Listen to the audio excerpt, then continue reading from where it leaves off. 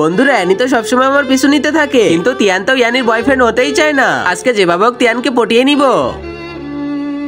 আরে আরে তোমার কি সমস্যা? আরে তিয়ান আমি ভুল বুঝে করে ফেলেছি, আমি তোমাকে দেখতে পাই নাই। তুমি যদি চাও তোমার শার্ট আমি এখনই পরিষ্কার করে দিতেছি। তোমার মন কোথায় থাকে এই মনটা তুমি কাজে লাগাও, আর অফিসের কাজগুলো একটু মন দিয়ে করো, আর আমার পিছনে ঘোরাও বন্ধ করে দাও। তিয়ান দরজা খুলো, আমি তোমার সাথে কিছু কথা বলবো। এই ইয়ানি এখান থেকে তুই চলে যা, তিয়ান কাজ করতেছে। এই জিনি কে তুই যে তুই আমাকে এভাবে আটকাতেছিস? এরপরে তো ইয়ানি আমার কথা না শুনেই তিয়ানের কাছে চলে যায়। এই তিয়ান কেমন আছো? এই তুমি লজ্জা কেন পাইতেছো? আসো না। এই ইয়ানি এটা তুমি কি করতেছো? আরে ইয়ানির বাচ্চা তো দেখতেছে একটু বেশি করতেছে। এই ইয়ানি এখান থেকে চলে যা, তিয়ান শুধুমাত্র আমারই। এই জিনি তুই এখান থেকে চলে যা, আমি তিয়ানকে অনেক ভালোবাসি। আরে এদের কাণ্ড দেখে তো আমারই অনেক লজ্জা লাগতেছে। আরে তিয়ান দাঁড়াও, আমাকে একটু খাওয়াও। আচ্ছা ঠিক আছে জিনি, এই নাও। আমি তো এভাবে খাবো না, আমার মতো আমি খাবো। জিনি এটা তুই কি করতেছিস?